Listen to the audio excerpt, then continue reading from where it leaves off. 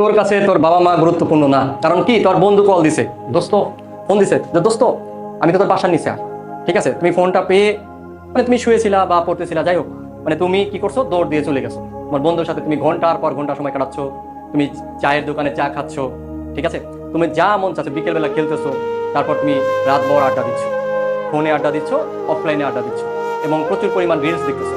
যে এই মুহূর্তে তোমার কাছে মানে এইগুলো গুরুত্বপূর্ণ, যে তোর বন্ধু কল দিছে মানে তোর যাইতে হবে। এইরকম যাদের মেন্টালিটি আছে, এই টাইপের যাদের ফ্রেন্ড সার্কেল আছে, এই ফ্রেন্ড সার্কেল যারা দূর করতে তোরা পারবি না, তারা জীবনেও ভালো রেজাল্ট করতে পারবি না। কারণ কি, এই সব বন্ধুই তোর জীবনটাকে নষ্ট করে দিচ্ছে।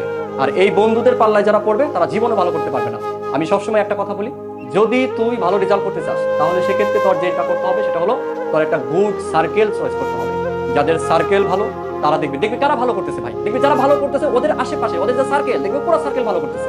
দেখো না, মাঝে মাঝে নিউজ হয় যে এই কলেজ থেকে এতগুলো শিক্ষার্থী চান্স পাইছে, দেখবি যে তাদের মাঝে কি প্রতিযোগিতা ছিল, এবং তাদের ফ্রেন্ডশিপটা ছিল কি, যে ফোন দিয়ে বলতো দোস্ত তুই এই নোটটা কি করছিস আমাকে একটু পাঠা।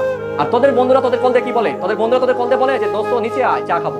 তো এই টাইপের ফ্রেন্ড যারা আছে আজকে থেকে ডিলিট কর। তোর বাবা মা তোকে জন্ম দিছে, তোর বাবা মা তুই তোর বাবা মার কোলে যতদিন প্রসাব করেছিস ততদিন তোর বাবা মাকে তুই হাসাইতে পারিস না। তাহলে এখনো সময় আছে, তুই জাস্ট কি কর, পড়াশোনায় ফোকাস কর।